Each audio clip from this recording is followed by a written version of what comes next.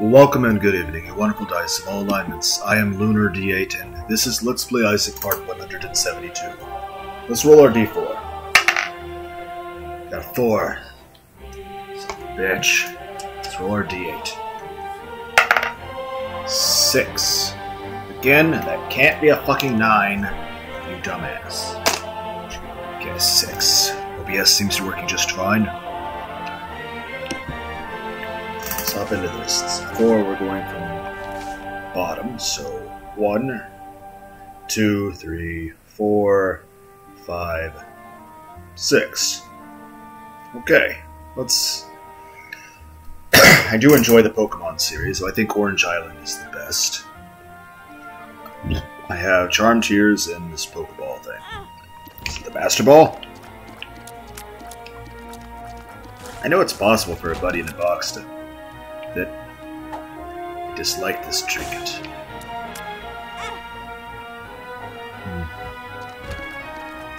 I recently...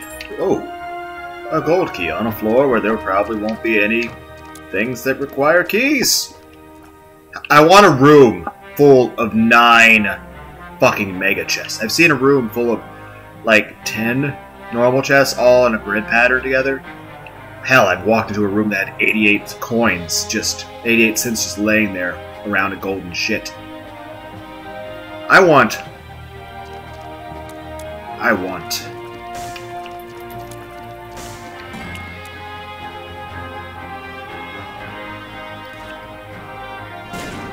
wanted a Steam sale there. I wonder if I could have captured that. Forget what I was talking about. Damn it!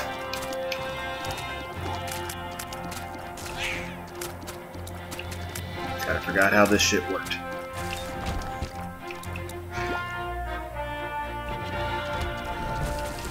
I don't remember what I was talking about. I think I mentioned Pokemon.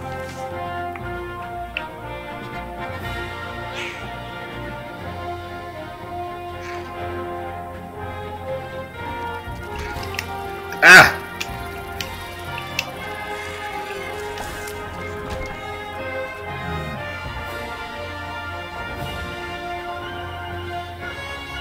See a place that would have been a better use of my bomb.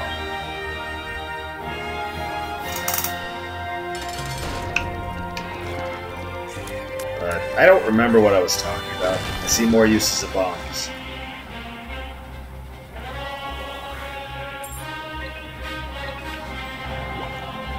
I seem kind of quick for some reason.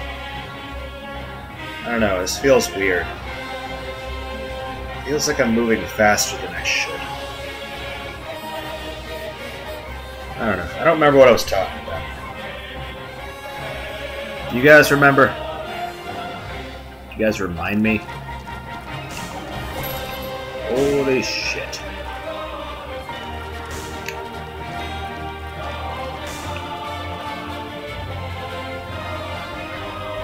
I recently came across a new anime. I'm not sure how new I would say. I don't know what year it came out. Judging by the graphics, I would assume maybe the 90s? Let me try to look at the box. So it's just an individual DVD, though. 2003. Came out in 2003 by Pioneer Entertainment. Yeah, it's just a single DVD I came across recently. The name of this anime is Ai Yori Aoshi, if I remember right, but it's spelled A-I and Y-O-R-I,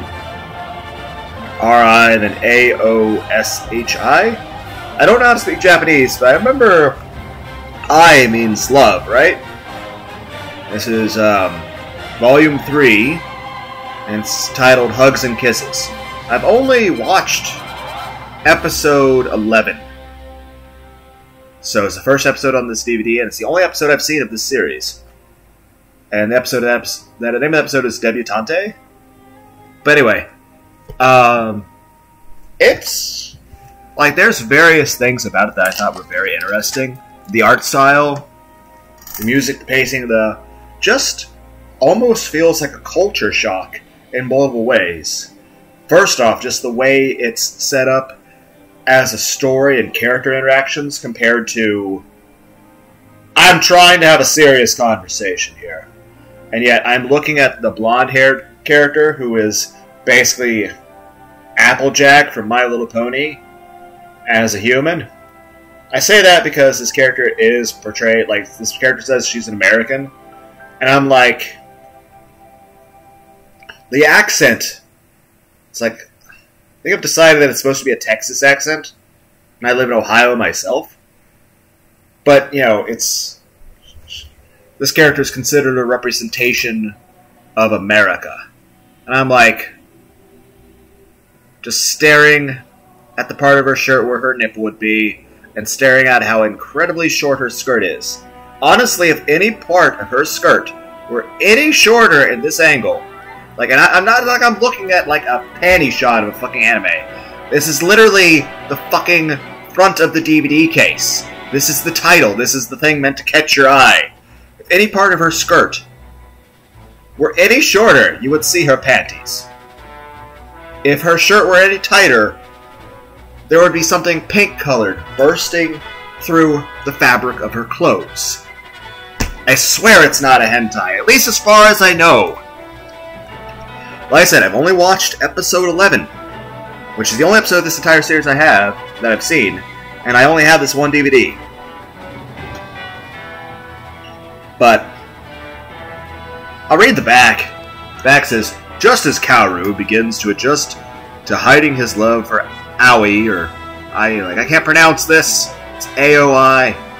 While living with 3 other girls, a new girl arrives. Mayu, Mizuki, which I watched the episode, but still hard to remember how to pronounce certain things, has been living abroad with her parents, but has returned to enroll in college and pursue her childhood crush on Kaoru. But will Aoi give her the lessons she needs to reach Kaoru's hearts? Meanwhile, hearts? What is he, a fucking Time Lord? Meanwhile, Kaoru secretly starts multiple part-time jobs to buy a special gift for Aoi, but Aoi suspects Kaoru is avoiding her. Will their love be able to withstand the pressure of doubt and new distractions? And I'll say this, from what I've seen of it so far, I like the art style, I like all of the aesthetic choices, and it's just, in terms of how animation is done, and just the way the characters interact with each other, it's almost like a bit of a culture shock. And I just don't mean like the portrayal of an American character in such a way, which is not bad, it's just, there are times I felt a little bit like I wanted to facepalm, like, it's like, is this what Japanese people think Americans are like? Is this, like, and again, she's not a bad character, it's just the accent that's given to her, the way it's, and again, it's not bad. But it's like if Applejack from My Little Pony were an anime character. Which makes that statement a lot creepier, and a lot, just, perhaps unwarranted. There's the fact that I just can't stop staring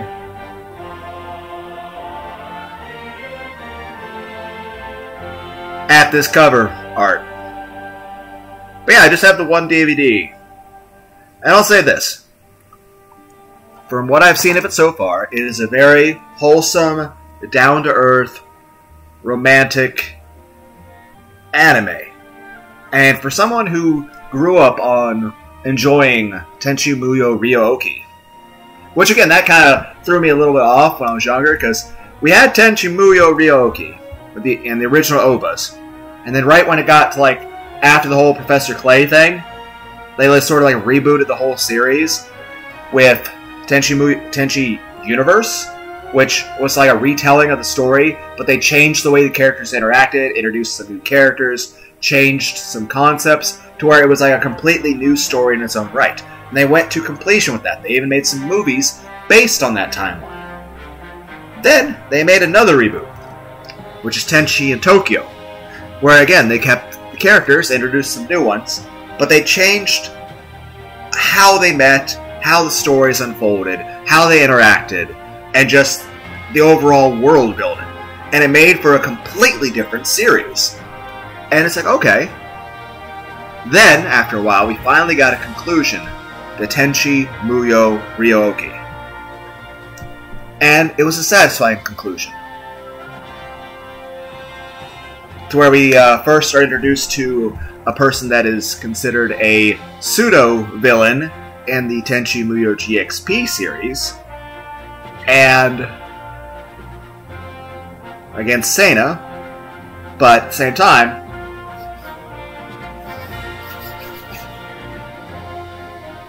you know, you have the introduction to Z and an actual finishing out of how the proper story would go. Then you had a sort of pseudo continuation after that followed Tenchi some more, but there are some debates about what would be considered canon on that. Then there's GXP, which is the Adventures of Sena, which is like Tenchi's younger cousin. Then you had War on Geminar, which is I feel like everybody wanted to do stuff with mechs at that point. Like, it was just like there was a tiny bit of a mech thing in GXP, but really it wasn't a focus of it. And it's just, I feel like they got a little drunk on that idea, and War on Geminar just be like, let's just make it into like a, you know, a Darling in the Franxx Evangelion sort of thing. Like, let's see how many Gundams we can shove down this series. Which kind of reminds me, like I said, I've said it before, I think I said it in my the first video of my Creepypastas Unrehearsed playlist, was my favorite, because the Gundam series has lots of different things in their own. My favorite 3 Gundam series are Gundam Wing, G Gundam, and Bible Black. Those are the 3 best Gundam series. But I did enjoy the Zone of Enders video game, particularly the second runner. And I'm kind of interested to see like what they could do with the PS5 technology with that game. You know, as a new game, mind you. Then again, I'm also wanting to see Mega Man Legends 3, or another, you know, take on the Brave Fencer Musashi. But yeah, like, it's just the way that the way the animation is done, the art style within itself, and by that I mean a lot of animes lately rely profoundly on CGI or computer assistance. This, you can tell, everything is hand-drawn. And it's just also just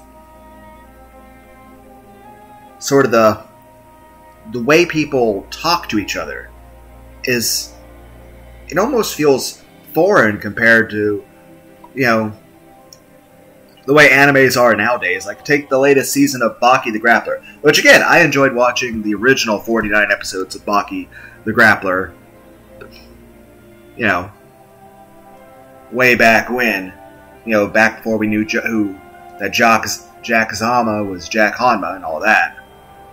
But it's just, and of course, but it's just the way the characters talk to each other. Granted, it's a different genre of anime, but I think across all genres, like, art imitates life and life imitates art. The idea is this: anybody who makes an artwork, they're going to base that off either whatever vision's in their mind or what they see around them. And regardless of what the vision in their mind is, well, either what's around them is going to influence the vision in their mind, or their vision in their mind will influence what they perceive around them. And then there's the fact that, as especially in our modern era of all this entertainment, which I greatly enjoy, well, to be completely clear,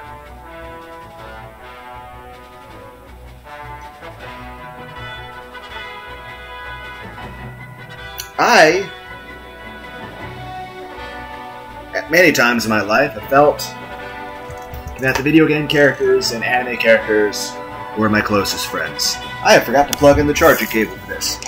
Let's do that before the fucking laptop dies. Granted, I have made friends and stuff as I got older, but I remember being a small child and just, well, I'm not going to get an overly complicated personal backstory. Let's just go with I had a completely normal childhood and leave it at that. But yeah, just the culture shock of just how these characters are to each other. I feel like the genres across the board at different eras, regardless if it's an action, a horror, or a romantic show. I still say, like, I got an anime that I bought a DVD of, like, I think 3 or 4 years ago. I think I bought it like 4 years ago. I can't remember what year. But it's still wrapped in its cellophane. I think it's called Ride Your Wave. It's supposed to be a very romantic anime, and I was like, yeah, you know what?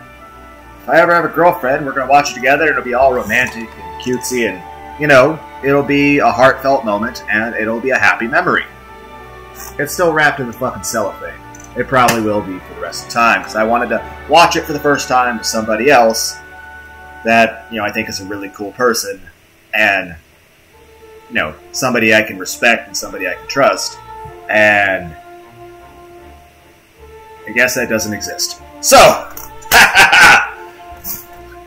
anyway, I know I'm getting off topic, the original topic being, you know, Isaac rolling around, shooting his tears and Pokemon at people, throwing his balls around and shit.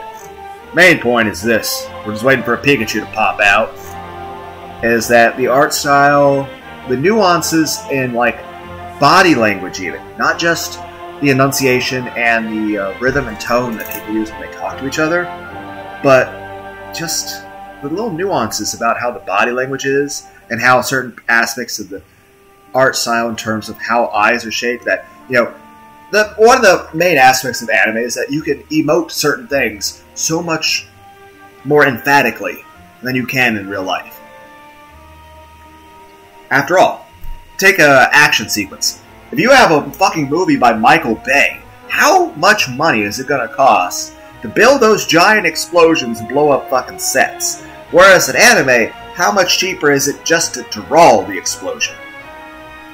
And that's the thing. For anyone who doesn't like anime, all I gotta say to you is this. Anime is just like movies. There are genres of every kind. No matter what you're into, it exists. And, no matter what genre you like, there are both artists out there that have done it well and extraordinary, and others, it's just a pile of shit. And it's just, you know, it's just, that's the thing. It's like saying what you think about movies. I mean, there are so many different genres. And I do enjoy having all this entertainment. At the same time, life imitating art. A lot of people see things in movies and they start, you know, copying it. You might say, oh, it'd be kind of weird for people to just copy something out of anime. Yeah, but you know people do that, right? Then again, there's also the issue of this. Movies. How many times have you seen rom-coms or superhero movies and people actually start taking on that personality? Like, you go to a restaurant and you overhear people talking and you can place how certain phrases they're using actually came from certain movies, and you're like, and you're wondering, especially if it's an older movie, if they even watched that movie themselves, or if it just became something so ingrained in society that it spread. So, it is interesting that we're able to communicate with each other all across the world in such fascinating ways. I know one thing I've never been good at is the understanding of other people's languages, though I have a fascination with it.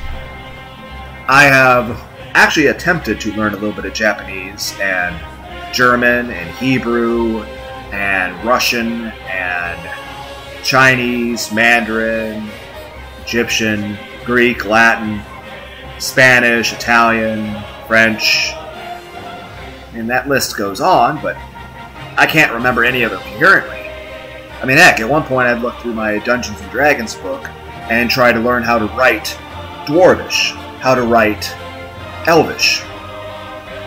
I'm not going to have a debate right now about whether or not it should be pronounced Dwarven. It's not that big a deal. And then, of course, there's Draconian, which honestly almost looks like the fucking writing of, you know, the M scratch on a can of Monster. Like, it's just, but it's just, the way those letters, you'd have to be so meticulous about how you would write Draconian, because even if you were familiar with the letters, It's the kind of thing that if you were to write it, it would look like the messiest fucking handwriting in the world. But you would have to be tedious in your execution of it in order for it to be legible. Because every letter is actually very exact and precise to what at first looks like just a mess. Almost becomes its own art style. Almost becomes where if you were to write an essay as such, it'd almost be like an abstract portrait. Something that Van Gogh would even find fascinating.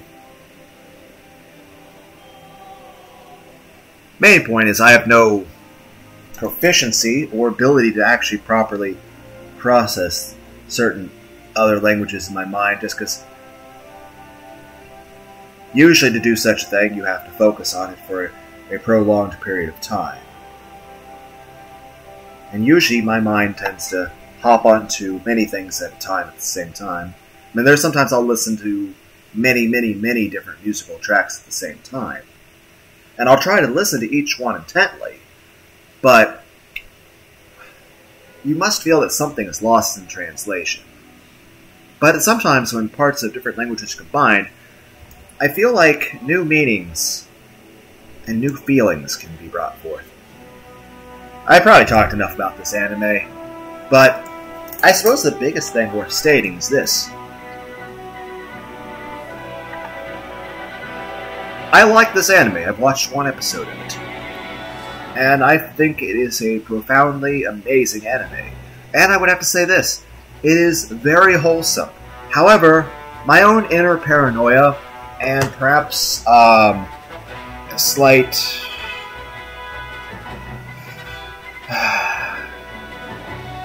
just the fact that I may have watched too many dark things in my time, like Hellraiser and shit like that. Like, there's a lot of times in this anime where I start feeling like this shit's about to go fucking Higurashi. Like, you guys seen, like, Higurashi when they cry, that sort of shit? You know, that kind of crap. And again, I have to say this.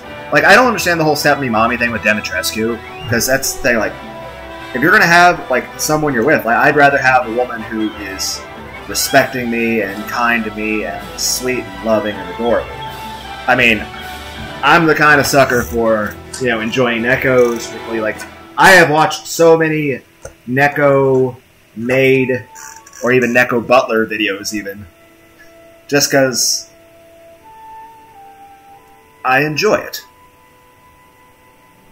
Yeah, it was like videos like your Neko waifu or your Neko maid pampers you and stuff like that, or ear cleaning stuff, if it's done in a kind, gentle way, because it's relaxing, it helps me sleep. But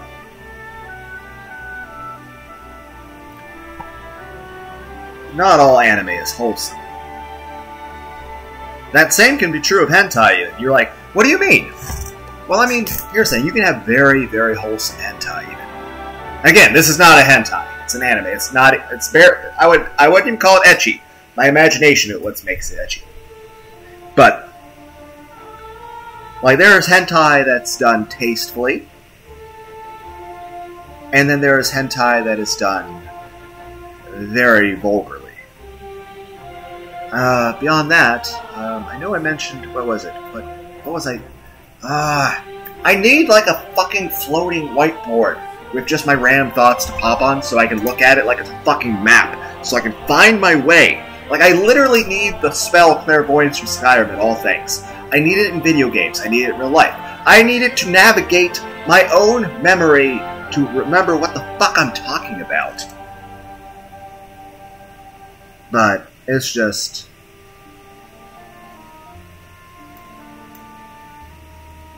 it is amazing all the different things you can do with anime. And all the, like, the different conversations that can be had that normally would never be possible between people. At the same time, there are parts of this that it had me very concerned that it was going to go Higurashi. Like, there's a part where, you know, the new character Mai, with the purple hair, she is very clingy and affectionate and nice to him, but there's times where I'm like, the way the characters are like looking at the body language. On the one hand, from the perspective of somebody that tends to be lonely and want affection, it's like, aw, and I like the romantic part of it. I like the wholesome part of it. Same part of me remembers watching Ai Yori Aoshi and stuff like that, and I'm like, and particularly the way the whole yandere, culture plays out. And here's the thing, the whole point of yandere, like why that's appealing to a lot of people, is because most of the people that are into the whole yandere thing are people that are usually treated as either invisible or disgusting. That either people don't even acknowledge you exist and you live your life in like perpetual solitude, or you live your life in a state of constant paranoia, of constantly feeling like everyone hates you, everyone finds you disgusting, that everyone is just appalled and annoyed, and just your very existence is irksome. That you're unwanted, you're undesired, and you're of no interest. So it's either you're invisible and of no interest, or you're noticed and you are just seen as just an object whose only purpose is for which to vent hate, malice, and disgust. Usually the people who have been on the receiving end of either of those, usually anyone who has been on the receiving end of either of those circumstances, whether it be the loneliness aspect, or the paranoia, or even the outright fear, or pain, or receiving of harsh treatments or ostracization, one thing is always true across the board. That even if you were just with one, it's going to be a deep-seated need for affection, acceptance in that person. That is pretty much going to outweigh almost every other drive and instinct, even to the exclusion of things that, would even be counted as survival instinct. And usually, anyone who is subjected to one such circumstance usually isn't just subjected to the one. Usually they're wind up being exposed to many of them, if not all of them, and in large doses. So, which is not healthy for people, but usually people that tend to get through that sort of stuff learn to cope and learn to process that internally so that they can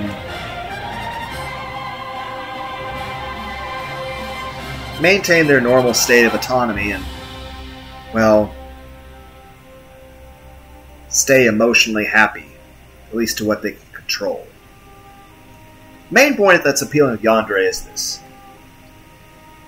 Somebody who notices you and actually likes you. That you're actually to feel wanted. That you actually feel desired. That your existence feels as if it's gained some sort of validation. And it's always feels like that is a precursor, if not a seed, for, well, love. Especially as a sort of hopeless romantic sort of true love, people respect each other and just, I'm thinking about penguins. Anyway. We are not going to have Morgan Freeman narrate. Still think it'd be kind of interesting if we had like that movie where like Samuel Jackson and Ice-T were a person's conscience, and like the age-old devil people on someone's shoulder. You never say which is which, and they're just having the whole movie is the two of them arguing about like what a person should do. Who else is a good narrator? Shit, I should go remember more. I know it's not me. My voice is like fucking epilepsy. Even more so when I try to fucking sing. But can't remember who else narrates things. There's that one guy from Princess Bride. I don't know. Can't remember his name. My head hurts. Drink some of this water.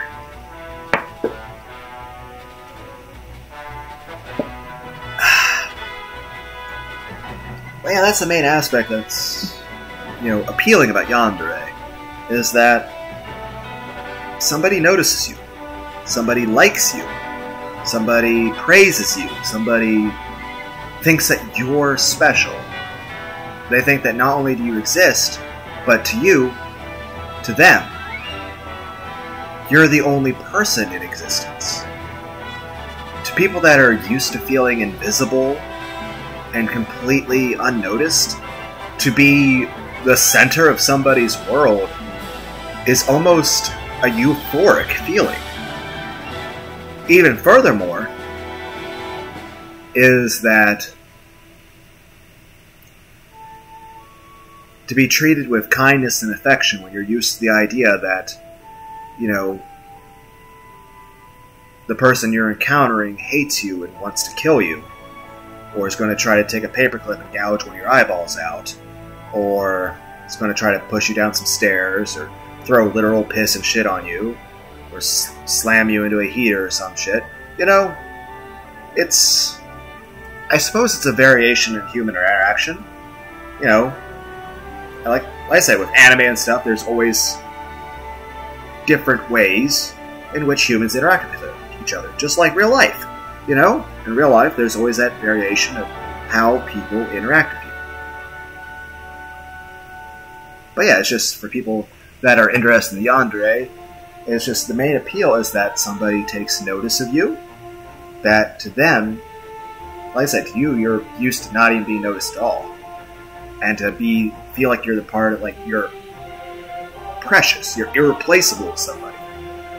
Especially in an era where most people nowadays, especially here in 2021, even though it's about to be 2022, most people, a lot of people out there, feel as if even just the average person, let alone one of us connoisseurs of the weeb genres, but even the average person a lot of times feels that we're just disposable, that we're unwanted, that we're just viewed as trash, that our lives, does anybody even value our lives at all?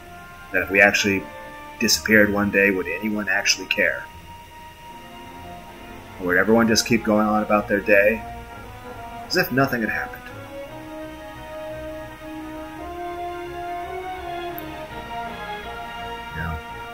A lot of people nowadays feel like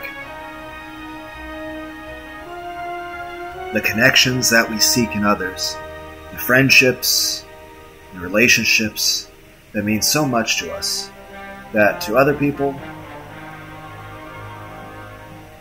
is absolutely meaningless. And at the end of the day, my life is nothing but a used up fucking trash wrapper for a piece of candy. Disposable and worthless. Fit only to be tossed aside, even to be spit on.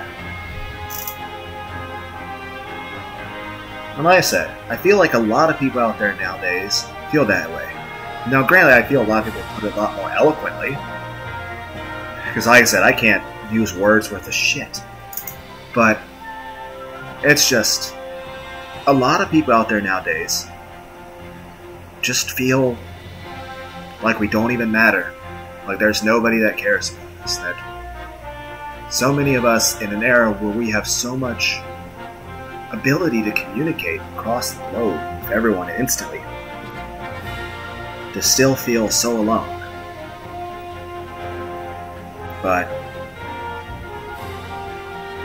that's the main point that yandere is that's why that idea is such a success in anime. Especially to a degenerate weeb such as myself, is that there are so many people that are just desperate for approval. And that's what yandere does. Now, of course, the downside of yandere is the person becomes overly obsessive, they become controlling, and they become abusive, they become psychotic, and usually they become murdering, sociopaths that are actually a thing of nightmares. Which again, even if somebody has certain traits doesn't mean they'll become that way in real life. It's just... I mean, usually a person's personality is influenced by, you know, not only past circumstances, but also present ones and even future ones. Especially like if the person feels like they have hope for certain things, or despair. That even that outlook for what they expect from the future will affect them. So what they currently live in, what they've been through, and just what their future expectations are will affect a person's personality quite profoundly. But of course, at the end, regardless of what kind of personality you have, I mean, you could have all sorts of impulses for anger and all sorts of things. I mean, it's still your own personal choice about how you interact with others. So at the end of the day, no matter what, you're still the master of your own fate when it comes to it. It's not like with fucking the introduction to Berserk with fucking Void doing the narration. There, I knew there was somebody to... I don't think I like that narrator. Anyway, main point is Yandere is like, it's just people like attention, approval, acceptance, love, affection, to feel special. The problem is, Yandere is almost always played as the person being overly obsessive, overly controlling, as abusive, and as people that are overly jealous, and are violent, and even sadistic at times. And I understand, like, in order to have a great emotional feeling, one way or the other, you know, if you are...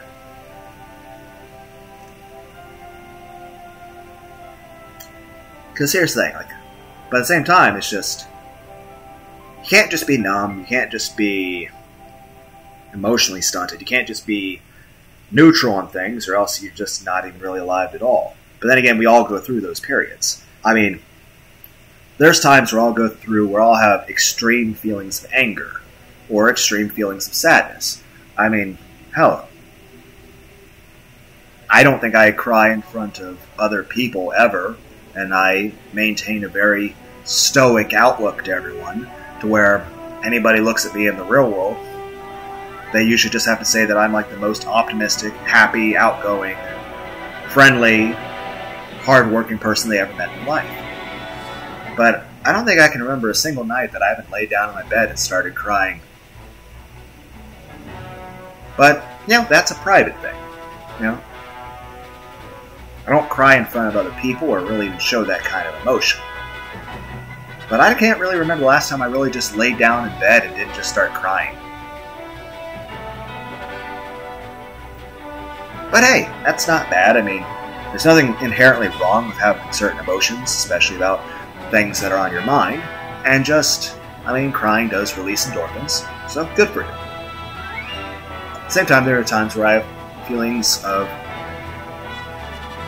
I suppose it would be called just malice, hatred, anger, all that, but I mean, we all have those feelings. Then there's times where, you know, I might feel a bit numb, or just like I just don't care about anything. I still do care. It's just, I don't know. Maybe the human brain just functions differently as we get older. I remember caring about certain subjects or certain things very differently when I was younger.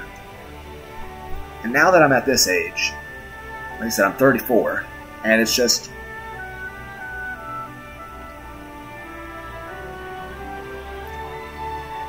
certain ways I would feel about things in the past just seem so alien to me now. And even then, my own mind sometimes isn't very consistent with itself. It's kind of funny. It's kind of like a... closest way I would call it is something like hypocrisy, but it's not. Because that's where you're like telling people one thing, you believe another. Or you're like, do as I say, not as I do, sort of thing. But it's more like, I'll actually have straight up arguments with myself. I'll like pace around my living room, and I'll have arguments with myself on multiple different subjects, on different directions. saying this is right, but no, this is right, and both things are very contradictory and are complete opposites. But I'll actually believe both statements, and I'll be like having a discussion with myself about, you know, how it should actually be. But I'm not leaning either other way. It's just that I feel that both statements are equally true, even though each one invalidates the other. So, yeah. I'm not sure where I'm going with this. Main point is, there's nothing wrong with having varying emotions, even if they do feel extreme at times. The main point is this. Control how it allows you to interact with others. You know, like, no matter how angry you are, I mean, you shouldn't let that anger affect how you treat other people. Same regard, you know, if you do have a lot of anger on certain things, you can find something like a punching bag or dumbbells, you know, stuff like that. You can channel it in a way that is productive and actually good for you. You know, you have to think, what is a way to use even a negative feeling in a way that is beneficial for you and helps you to grow as a person, helps your longevity, and helps you to ultimately find happiness. But, yeah, like I said, that's the main appeal of the Yandere stuff, just people having attention and affection, love. But here's the thing, no matter how much you love somebody, you have to respect their boundaries.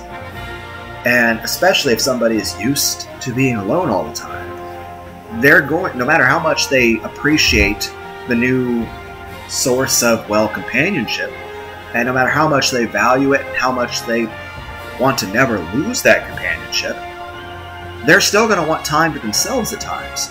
It doesn't mean that they don't love you or they're getting tired of you. It means that psychologically, it's just overwhelming for them at times. And at times, it's harder for them to process those thoughts. The other way to look at it is that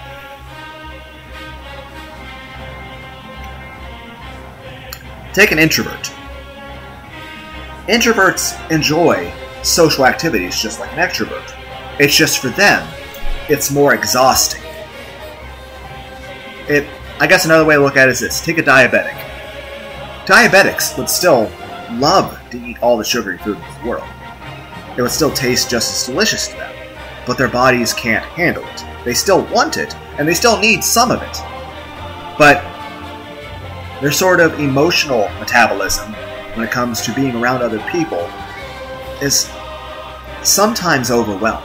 It doesn't mean they don't enjoy the company of people they're around, and it doesn't mean that they grew tired of them.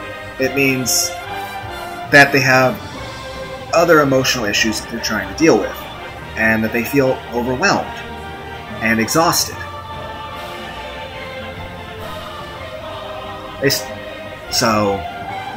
And that's one thing that sometimes from the other perspective of the person, is that the person on the opposite side of the yandere, you know, it would be such a drastic change to go from being invisible and alone constantly to having somebody that constantly wants to be with you at all times. It's, on the one hand, it would be greatly desired. On the other hand, it would also be, it would feel unnatural. It would be such a drastic change that even if it is a welcome one, it is an overwhelming one. And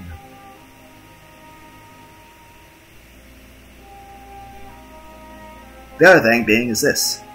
No matter how much you care for or cared for by somebody, nobody should be controlling of somebody.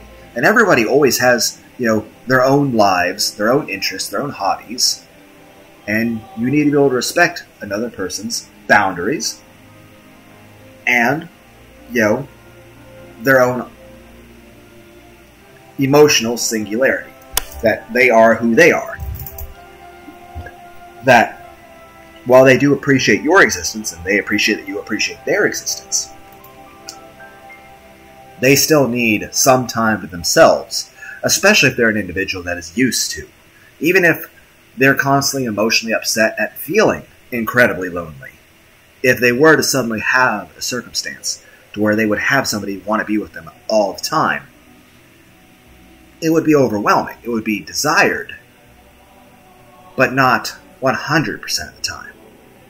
Because that person's still going to need some of that solitude sometimes in order to process how they feel. And even then, I'm talking from the perspective of psychologically traumatized individuals. Because usually, either person on the edge of a yandere scenario, whether it's yandere herself, or... And you might say, what about a male yandere? Well, those do exist, but it's less common just because usually anime is aimed at men. And if you don't agree with me, I mean, look at a lot of the just drawings and animations. I mean, it's definitely geared to, interest certain people. Though, I know some people will get upset at the whole drawing people overly athletic, but I mean, that's kind of the point.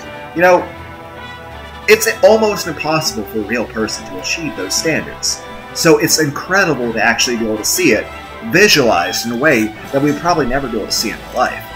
It's not like it changes your expectations of people in real life. And if it does, you just need to take a step back from it and just reevaluate things. But it is amazing to see just, take the muscle structures on, the Baki the Grappler characters. It's absolutely incredible. But you can't have a fucking six-pack on your chin. That's not how that works. You can't have a jawbone with more muscle than Arnold Schwarzenegger. It's not how that works. You can't rip out someone's optic nerve from their neck. Okay? You can't just punch a hole in somebody's stomach and then walk it off. You can't just, tear out somebody's major artery and then just spit on it and it's magically better. No, that's not how anatomy works. That's not how the human body works. Everyone in the series should have died by season 1. Everyone should be dead. To the point to where you couldn't recognize the corpse with the injuries they've received. And yes, I would actually like to have the physique of Baki or Yujiro Hanma, but at the same time, 1, I don't have the genetics for it. 2, I have tried working out a shit ton before, and it's just, I have a tendency to overdo things, especially if I get into one certain idea. While I will focus on multiple things, sometimes I'll push one idea way too far. And, usually if I went to the gym, I would just push too hard, and I just kept injuring myself. So the idea is, you have to push yourself hard enough, but not to the point that you're hurting yourself. And anytime I do start really getting into physically working out, I push way too hard and I just hurt myself. Or I try to life isn't an anime. The human body will not just respond like Saitama. You're not going to be able to run fucking 6 miles a day and then punch a fucking building down. You're just going to blow out your fucking knees. Heck, I hardly jog anymore, and just from my job, that's standing manual labor, I feel like my fucking knees are going to blow out any time. My knees, shoulder blades, and my lower back constantly hate me for that. From just the way my job is. But it's just fuck.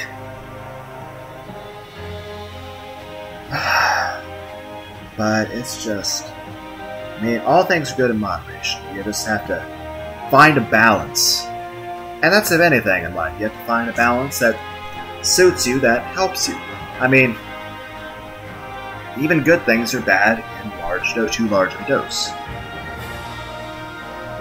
But the other thing is this.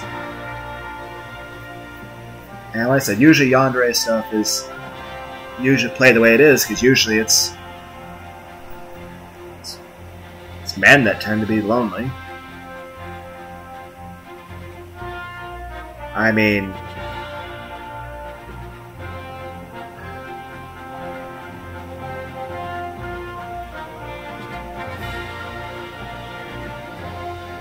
Because here's the thing, I mean, as guys, how many of us can remember the last time somebody actually complimented us? Actually even told us we were attractive. Heck, I've actually had women leave me because they told me I was too ugly to keep having sex with. It's like, really? Fucking hell! Hell, I had one person try to cheer me up one time. They're like, I understand they were trying to be nice, but they were literally, word for word, they're like, you know what? You're a really nice guy. If only your face didn't look that way. I'm like, thank you?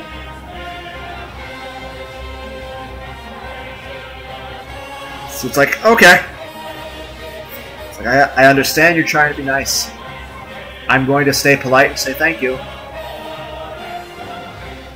And pretend that it doesn't actually hurt my feelings.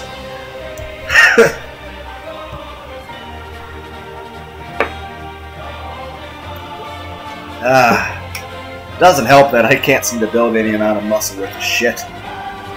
And that my health is constantly in decline. But hey! Just means my body hates me more than my mind does. But yeah, the problem with yandere is when they become like the violent part, the controlling part, the abusive part. Because nobody wants to be controlled. Nobody wants to feel like they're a piece of property. Nobody, like, people want to feel wanted, but they don't want to feel like somebody's fucking possession. And they don't want to feel like,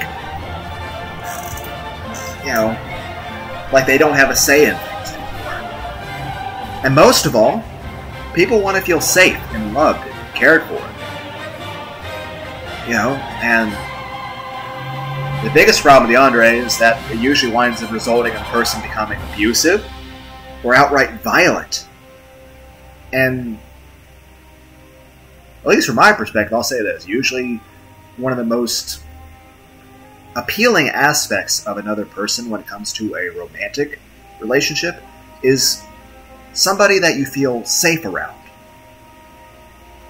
That you feel that, in any circumstance, this person would never wish any harm on you.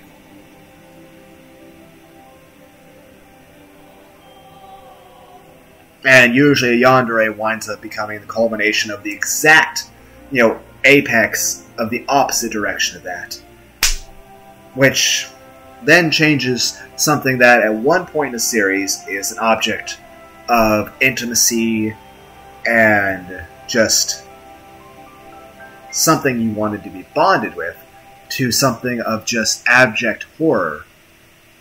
And that's just literally... It goes from being the cute, adorable, lovable little kitten to something out of a fucking creepypasta. And the biggest thing is this, that it makes that drastic jump from one extreme to the other. And the fact that psychologically, the way human beings work, that it is possible in real life for people to be like that. And it's just, no matter what, all human beings have that capacity. I mean, take any animal in the nature. The more intelligent an animal becomes, you know, it has more capacity for good and for love, but also more capacity to be vicious and sadistic. I mean, have you ever watched documentaries on dolphins? Like, they're considered some of the most logically and emotionally intelligent species on the planets. Wow, I keep adding S's to everything. But... And yet, if you ever sit down and watch some documentaries on dolphins, they are some of the most cruelest organisms in this universe. I mean, the way sometimes dolphins will treat one another, or treat other animals, a cat playing with a mouse is tame and benign by comparison.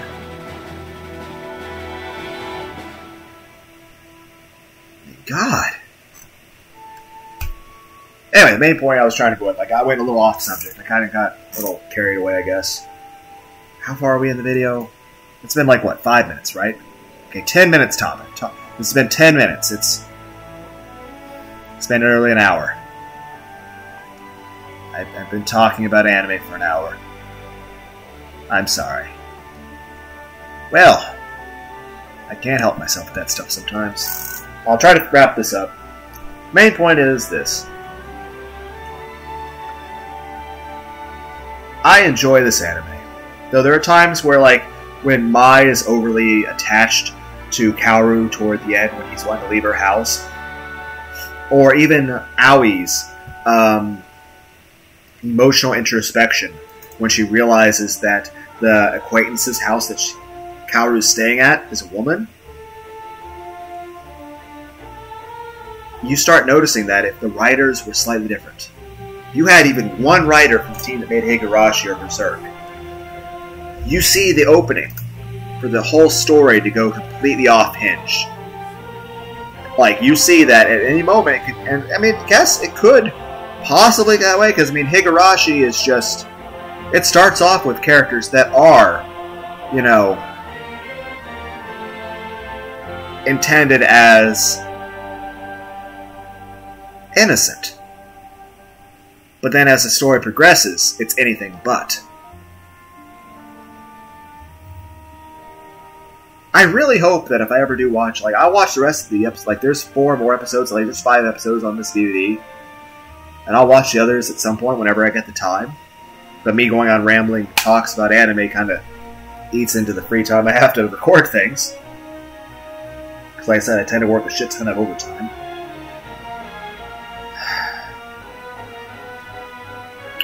But, like, there's several parts where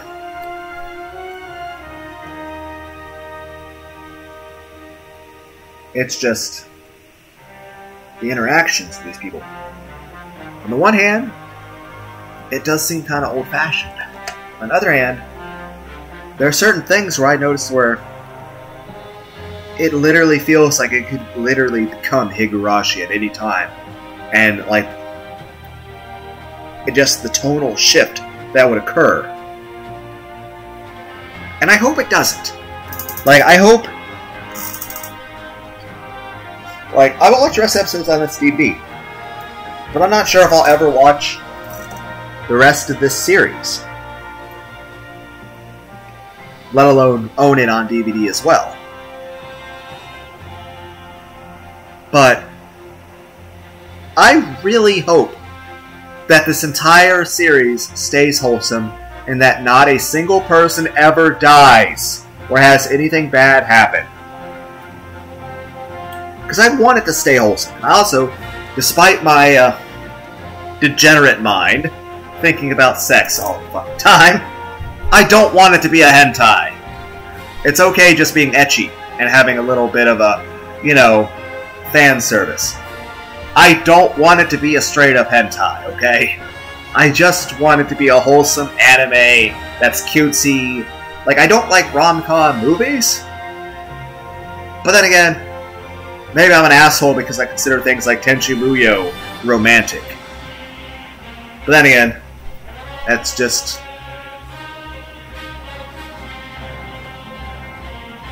kind of, like... I would say the kind of stories that appeal to me, but then again, I have ingested so much literature of every era. Whether it be anime of every genre, movies of all kinds, sitcoms, even stuff like Shakespeare, Don Quixote, Geoffrey Chaucer and the Canterbury Tales, 1984, Brave New World, Giver, the Odyssey, even Greek mythology. I'll say this. I've read the Bible quite a bit.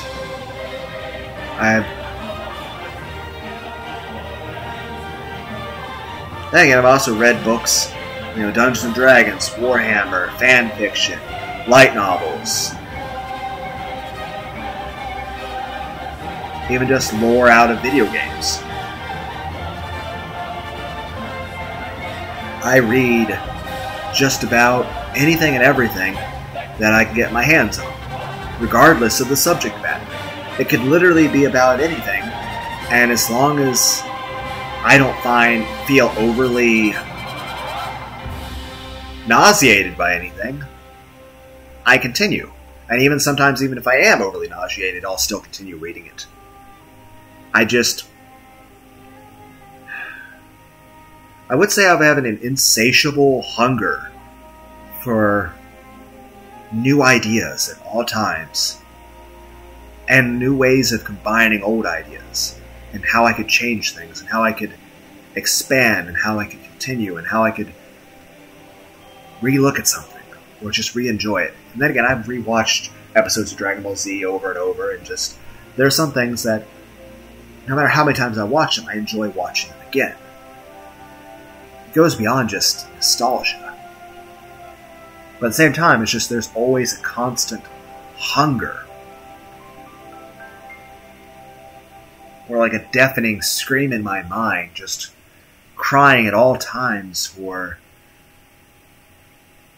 any new information about anything and everything, regardless of the subject matter. I would, like I said, the insatiable hunger may be an inapt description, simply because no matter how much I constantly yearn for new stories and new ideas, and to just delve as deep as possible into a new immersive world that I can combine with the real one and every other one that exists.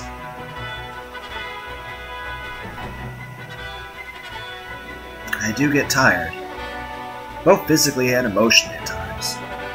Hell, I'd say even if I was like some sort of immortal being that never had to sleep, I would still want to actually lay down and sleep.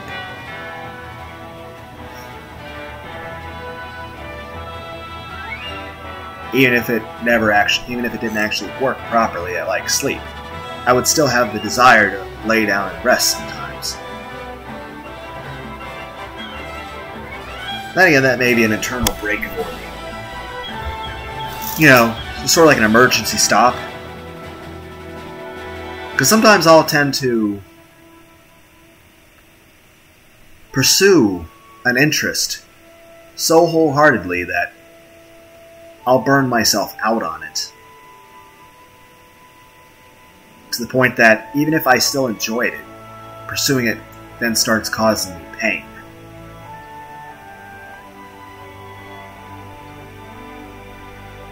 I don't know. Maybe I'm just weird. Main point is, I should definitely try to sleep more. ASMR Cat Girls on YouTube definitely help with that.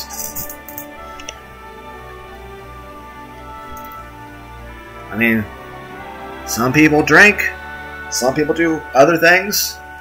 I listen to people make 3D binaural audios of roleplays of sexy cat girls, maids pampering you and cleaning your ears and being nice and affectionate while drinking Pepsi. Well, you gotta remember, it's gotta be ice cold Pepsi. Pepsi's gotta be cold, it can't be flat, it's gotta have some ice. You gotta drink it out of a glass.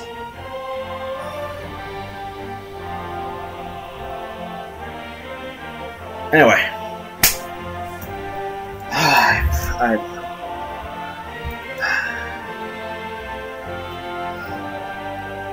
Did all of this start because I have a fucking Pokeball up there? Seriously, did this whole fucking conversation start because there's a fucking Pokeball?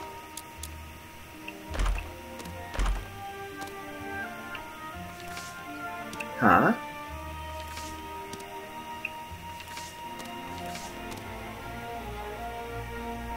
Huh.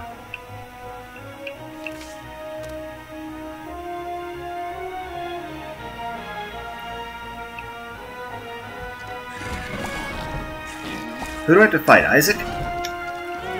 I was about to say that's reasonable, but then again I forgot I'm the one fucking playing this.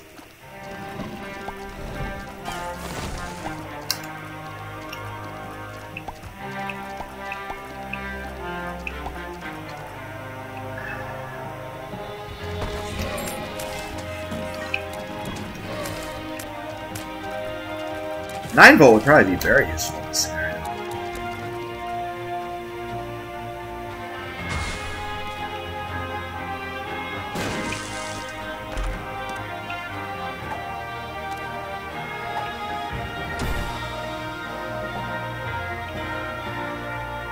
Now I just need to look at every fucking rock in existence.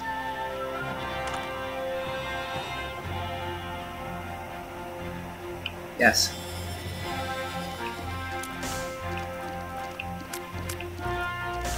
Am I from Charlie Brown now? You know that character with the blanket?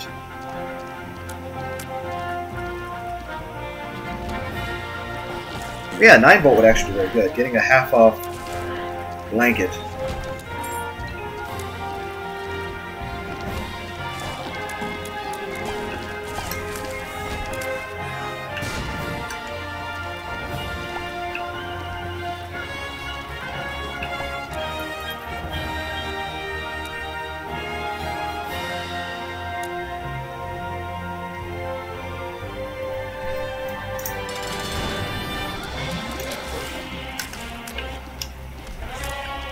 I don't know why I got a partial charge just now. Why am I getting charges? Do I get charges from killing people? I still think 9-volt would be useful, but is that a thing? Or did I get charged because my enemies died?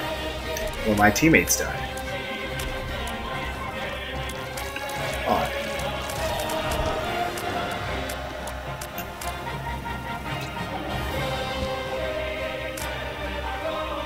Angel deals.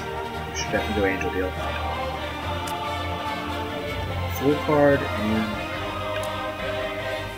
Sun's your best bet. Especially if you're going to go Angel Deals. Full heal would be very useful.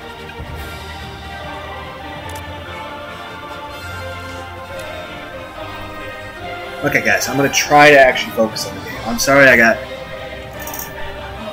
distracted. I sometimes go off on tangents. I'll try not to do that anymore, okay? It's just I do like this anime, and I hope it stays wholesome. I don't want it to take a dark route. I like it to stay light and pure. I want this anime to stay innocent. I don't even want it to become like a hentai. I just want it to be nice.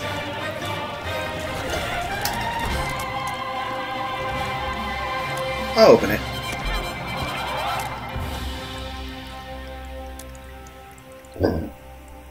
Well, if I find a arcade, you know what? Magic Mush. Yeah, we need to save a bomb for the shopkeeper, and a bomb for the angel statue if you get a chance.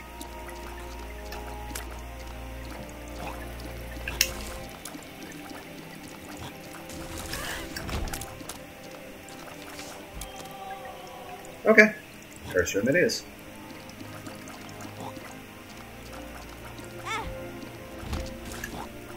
What? Why would you offer me this?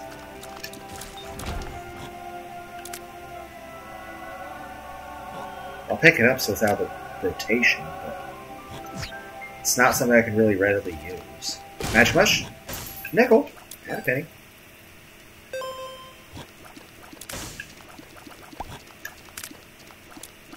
Great. The point was to stop me from having to... well, it's not where I would have guessed the secret would be, so it didn't save me. I was about to blow you up, person, because I thought you were a secret. Because, look... he looks like he's the...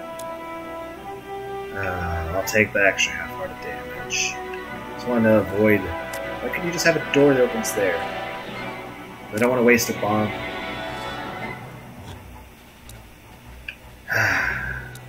Health is important.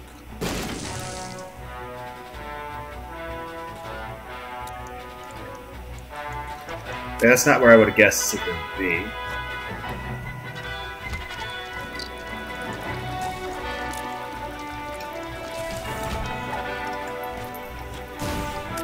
Fuck! What the fuck are you, man? I don't think I've ever seen you.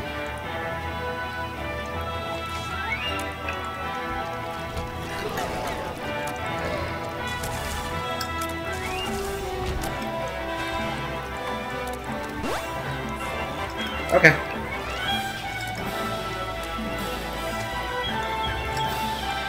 Battery items would be useful, apparently. Well, 9 volt counts as that. Why did something explode? Fuck. No, no, no, no, no.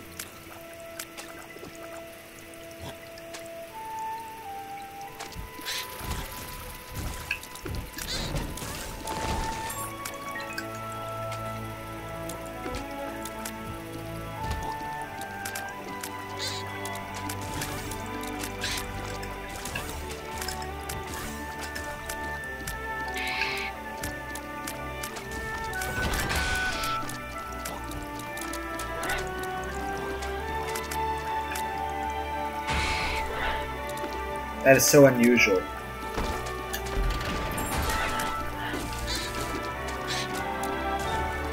Do I not get charges based on rooms? This is getting very hard to differentiate what is what anymore. Especially with Mr. I'm Vegeta with his purple power-up over there. So what happened? Oh, Lunar D8 was just hanging out with Ultra Ego Vegeta. 15 cents. I can't see.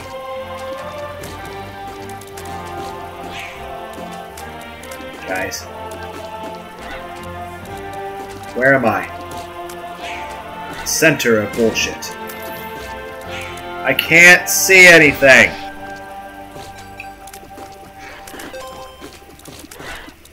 I do require a bomb.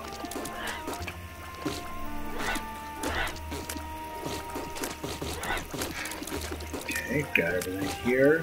Fortunately, no arcade. With all these hearts I could have used with. Nope, it's not that way.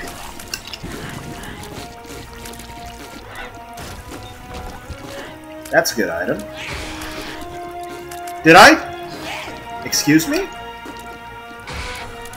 Why do I have a boss as a friend? Is it based on what room I use this in?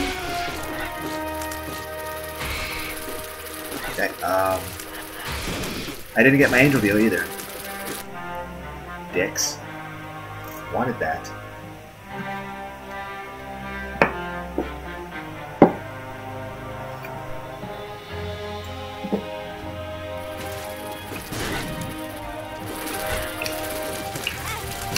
Fuck you. Double fuck you.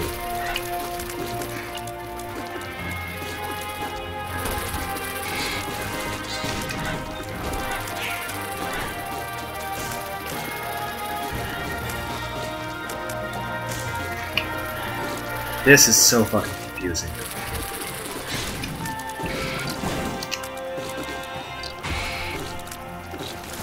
I don't know what I'm fighting. Ooh, lucky penny. One of these things could possibly, well, at least, because I don't think I had a bomb, so it's a good thing I didn't get the angel deal, or else I would have felt bad for not being able to, you know, blow it up. Fuck up. He tears up, that's awesome.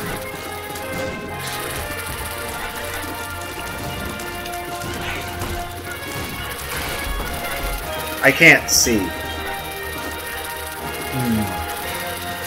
I will accept that over the shiny rock. No one go on the spikes, no one go on the spikes, no one go on the spikes, no one go on the spikes. The map is beneficial. Guys, why are you breaking shit?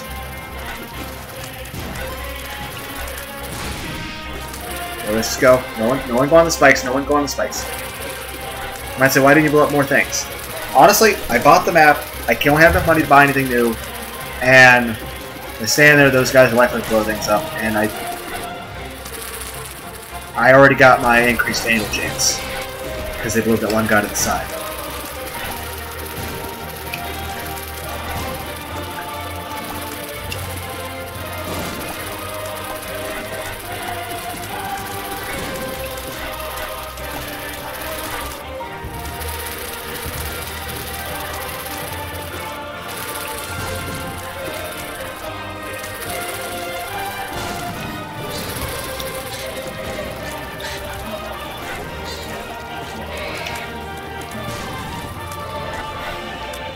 I don't even know what I'm fighting anymore.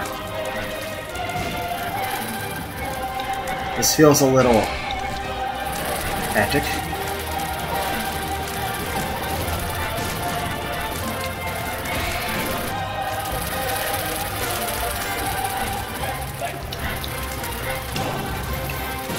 You know what? The person that's shooting explosions.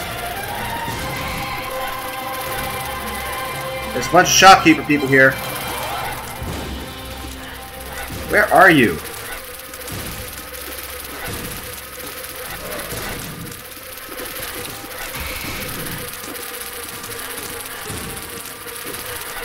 Can it not kill these things? Whatever. Thank you. Killed one. Good enough. Ooh. Did he die? I think the explosion guy died. Nope, there. Give me Steam Sale. That's spiders. It's not Steam Sale. This is so...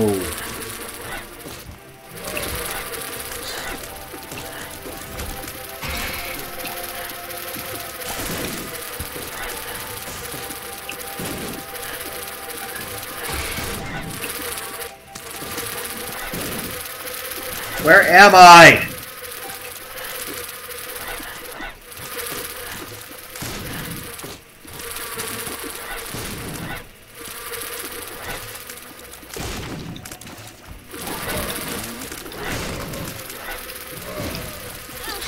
Fucking dick!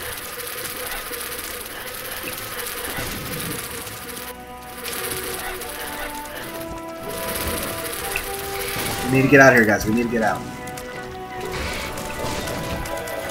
Okay.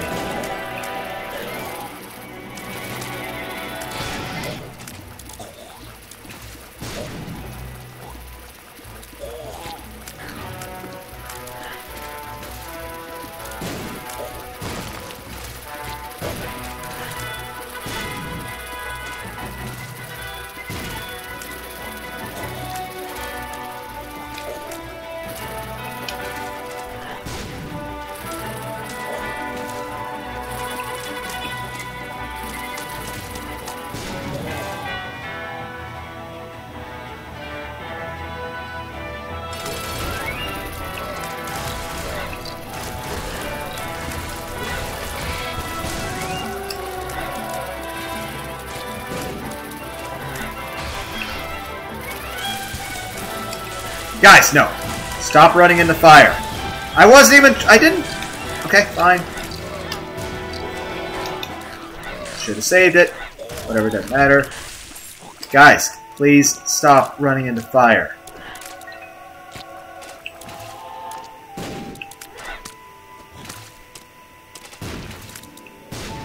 $0.25 in the stairway. Well, that's pretty damn good. Secret room, 4 bombs.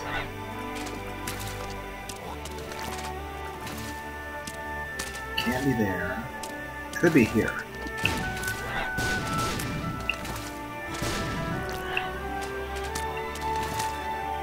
Can't be there. Could be here.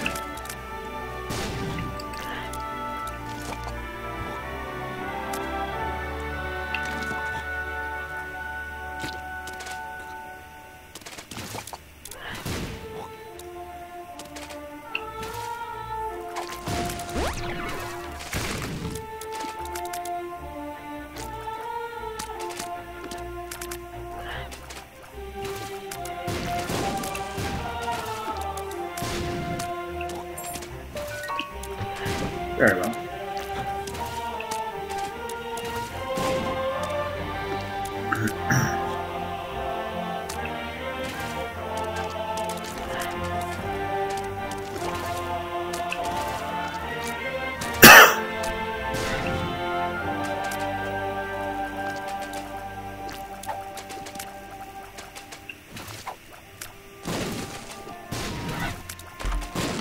Thank you.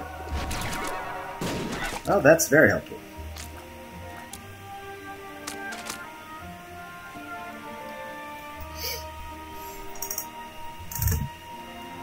Oh, my back.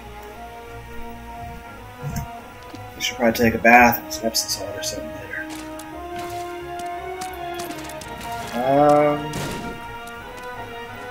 What?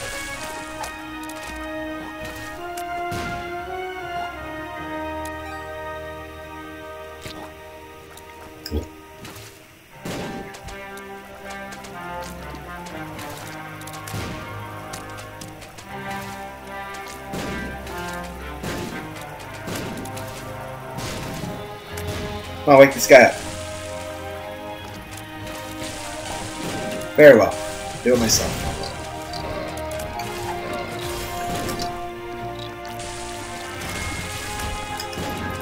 Hi there!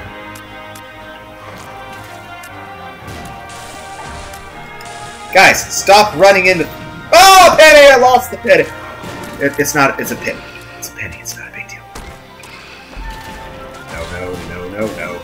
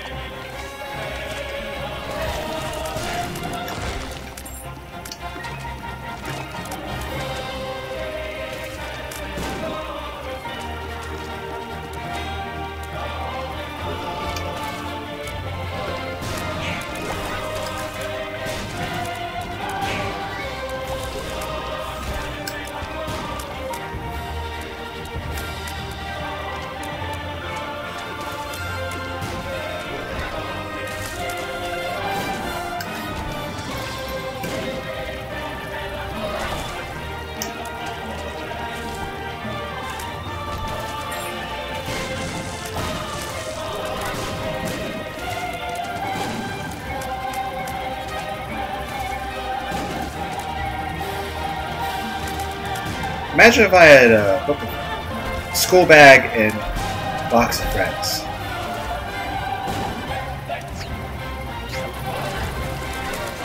You know, it's fine. I feel like I missed out on a hill. I'm okay with that. As long as I didn't go back for the sun club.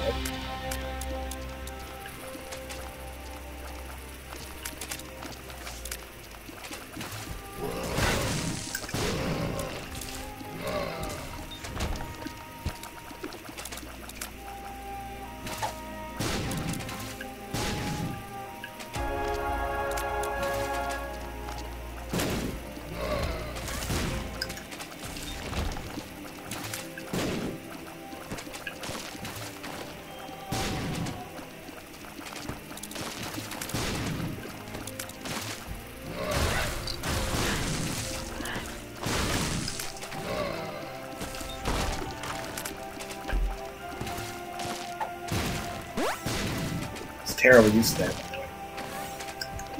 Should I wait till you have another proc or just use that? I don't care. You should. Can't. Food 9! What? First I need to put out the fires. Before all my teammates kill themselves.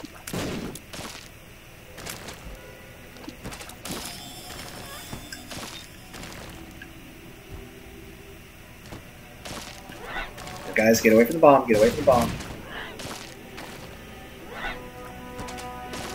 School bag.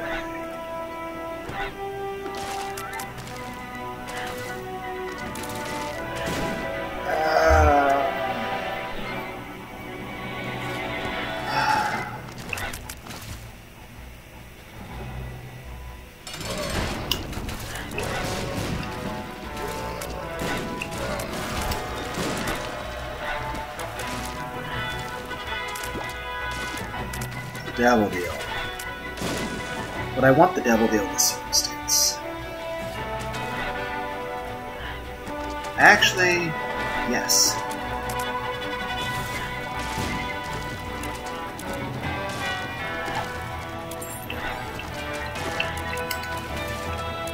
I'll take this guppy.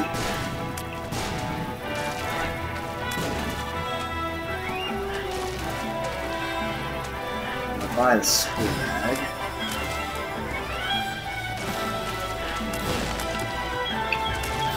Guys, stop and kill yourselves. Stay away from the bombs like this.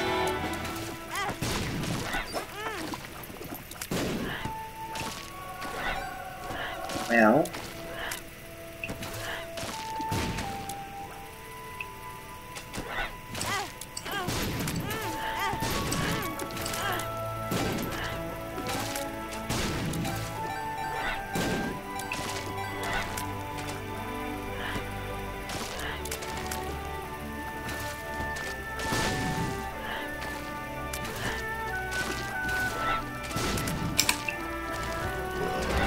Don't want to lose my turn. But getting this actually helps me out a lot, because here's like I'm taking Devil Deals, but I still want to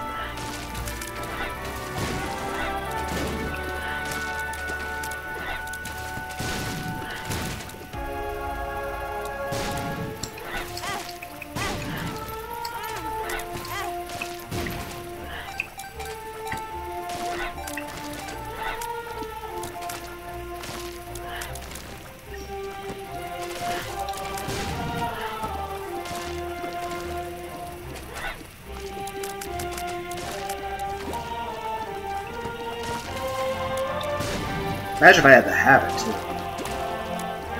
I don't know if that would proc you my debutante.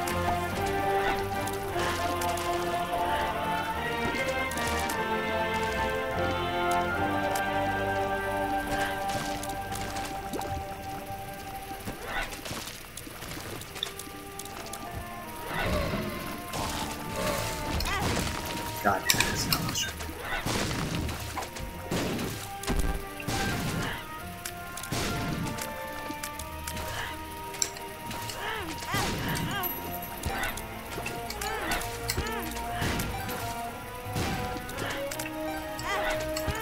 I don't know what's making me draw hearts, but I'm cool with it.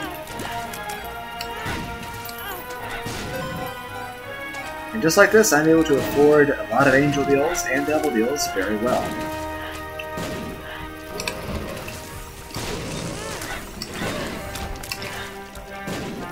Losing some health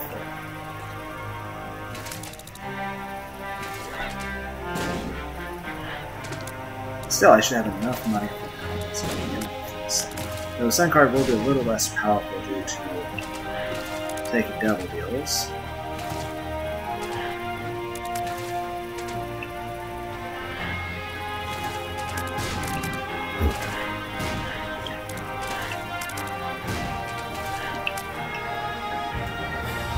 Now you have increased Angel chances though, because the Angel Key should still tilt those in my favor, right? Not at all.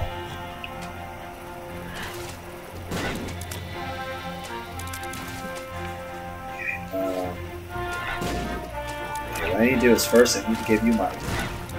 Or just let you die. 30 cents for the candle. I'll do it. Well, sure. No, I didn't want to fight you, sir! There's no incentive in it for me! I already have the key pieces, wow. Got a nickel out of you. I mean, if you're gonna do that...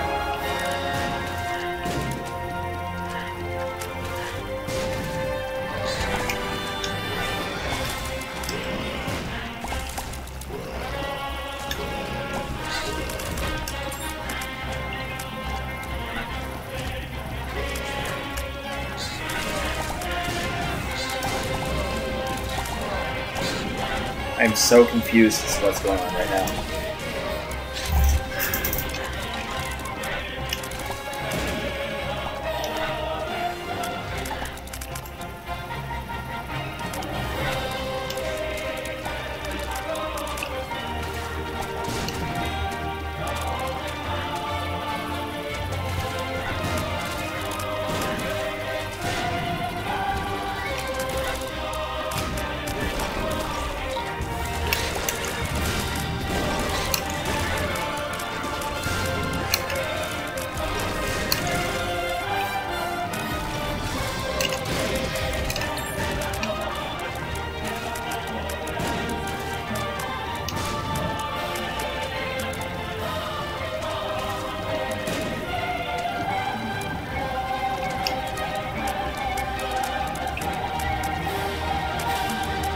torn as to whether I should try to fool their things.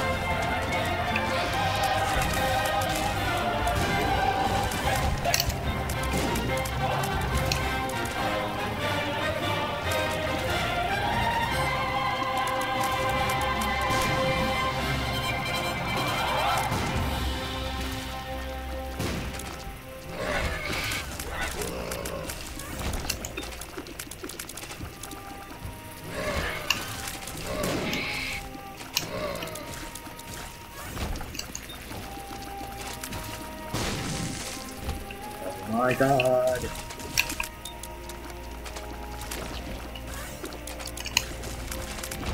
I think I lost a lot of teammates there.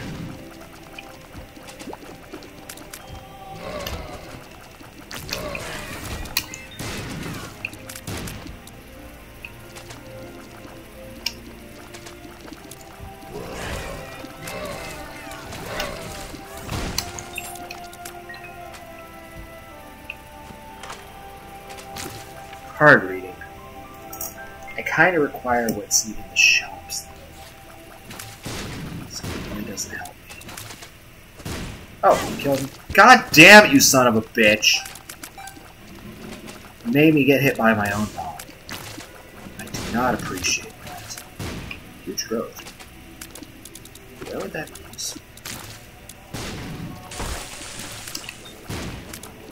I'm gonna just use it here.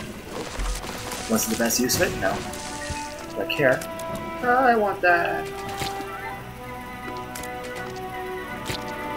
I forget what I came back for.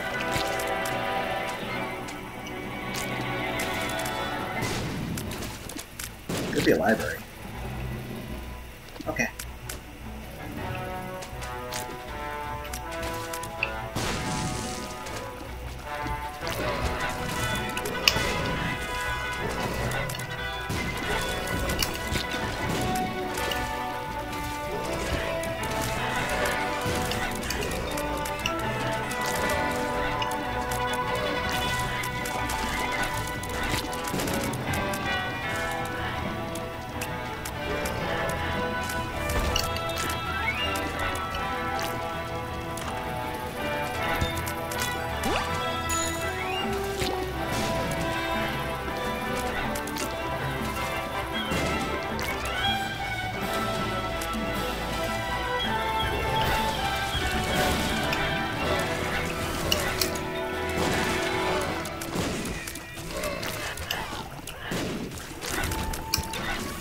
Guys, stop walking on spikes.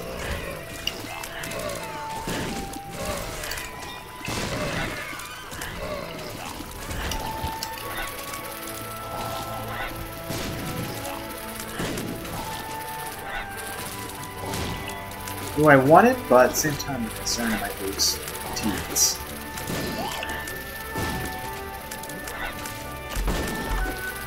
Are you?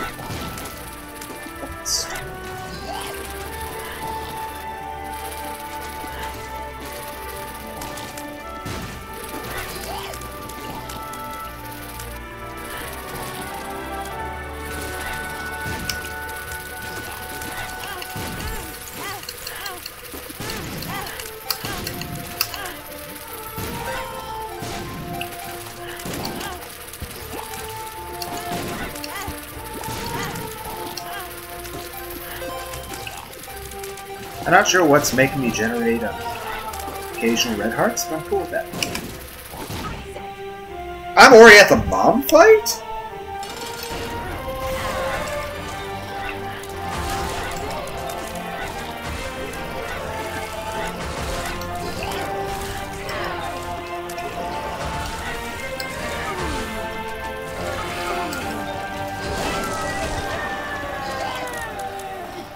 I have to get the Polaroid, and okay, what's my devil do? Krampus. Head of Krampus. Well, I mean, I don't have any more shops. I do have angels.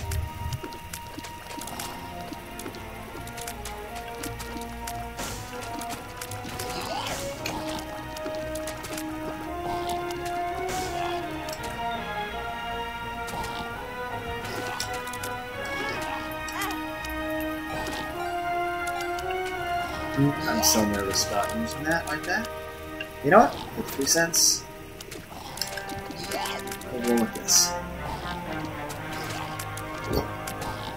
Because I mean, I only have technically 3 more angel deals to use. So, and I do need to try to build up some red hearts for survival purposes.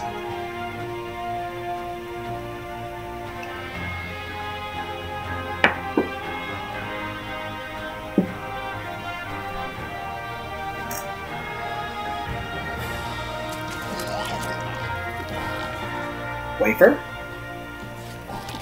Thank you.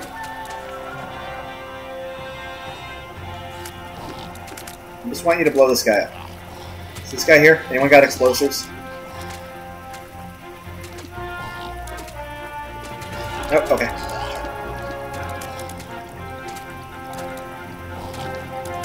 Kind of curious what's on that far end of the road, but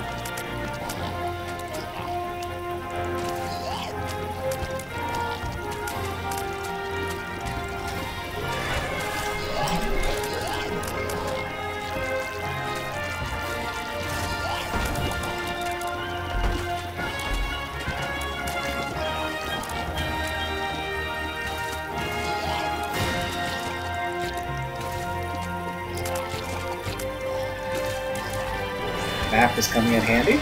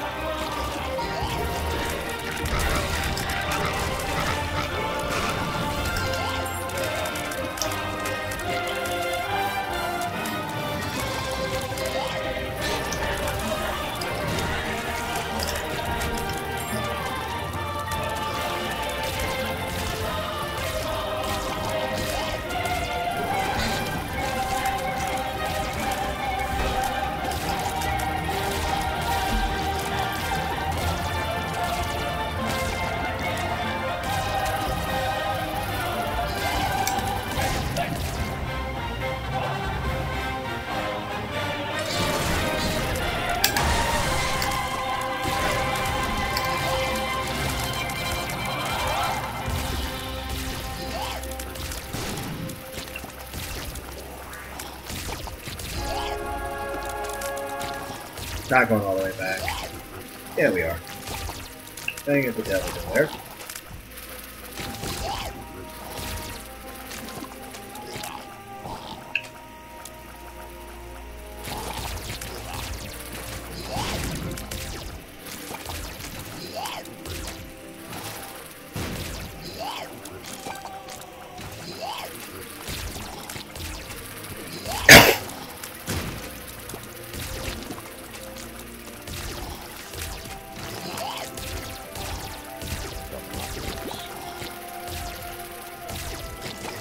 If you drop a thing, I can't see.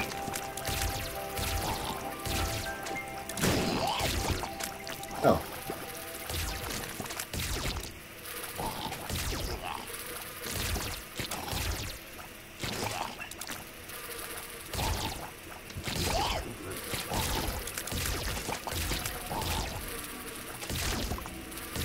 $0.22.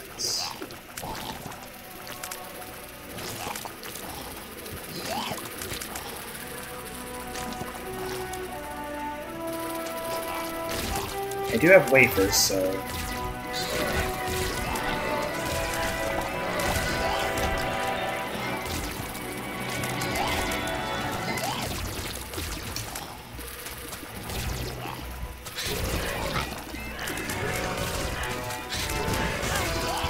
Ow. Only one's really fighting.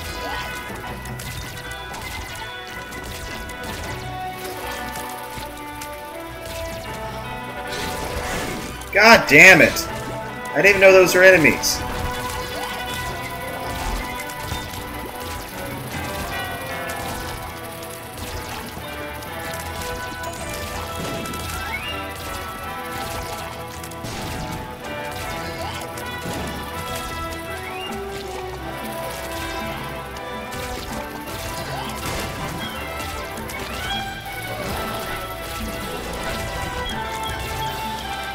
Should have found you guys. Oh, Steam sale.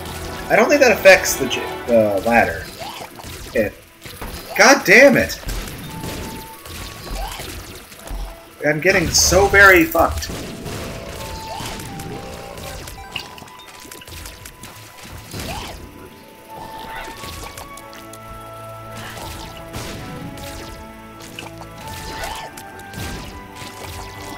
Top secret room. I don't care that much. Let's go.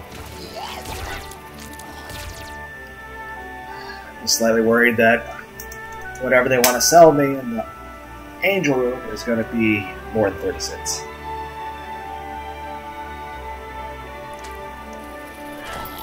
Holy water.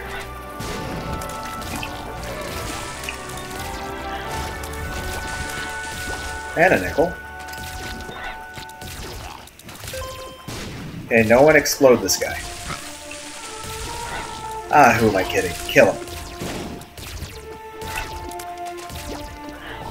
We want to buy a spear heart.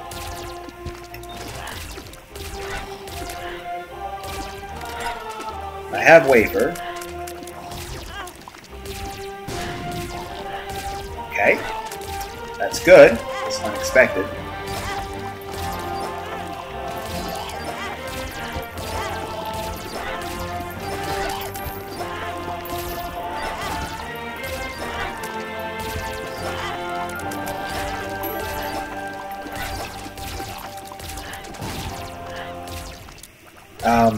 Double blood bag?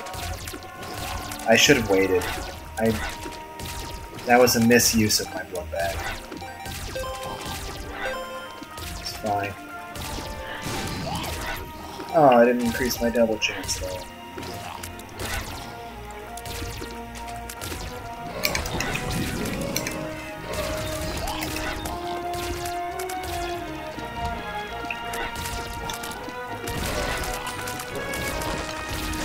Ow.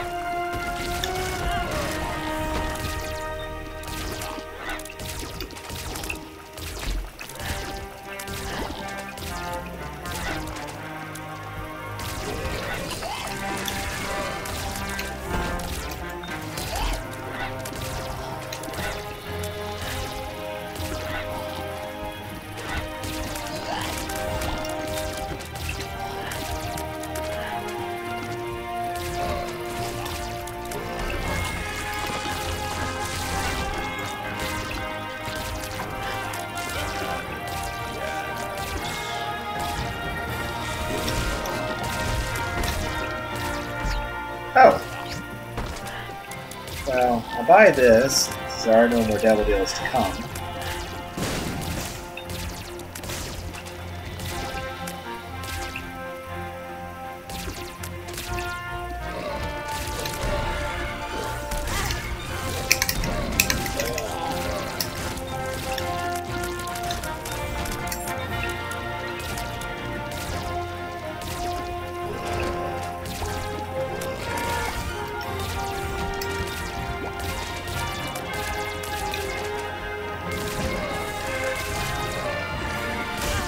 I don't know what hurt me.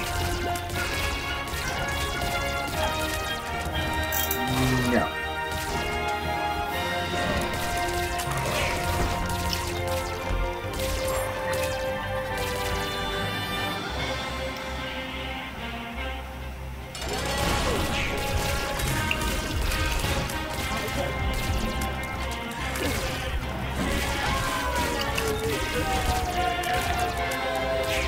Alright.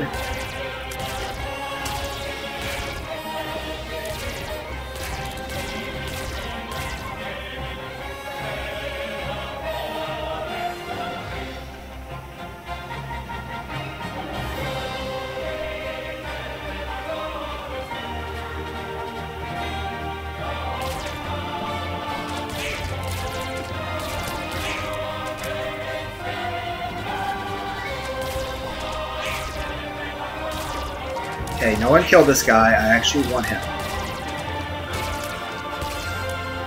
Nobody blow him up.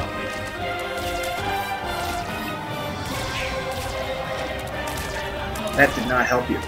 I don't care.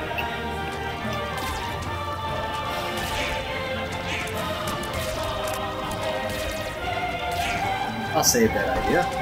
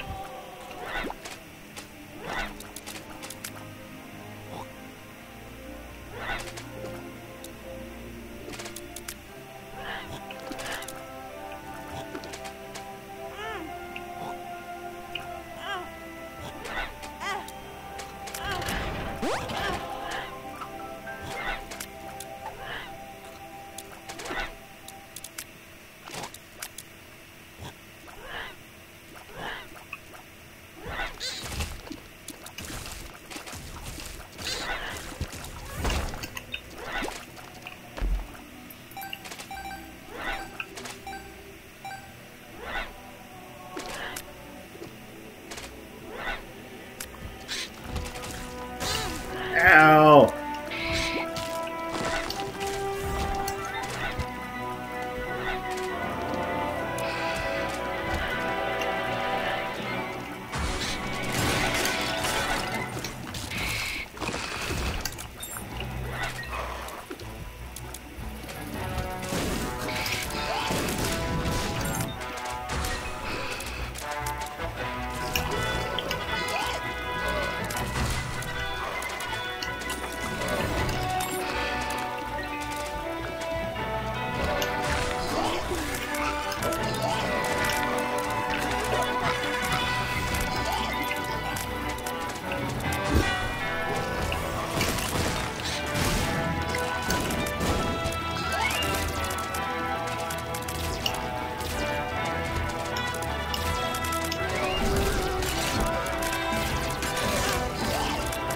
Not even sure what hurt.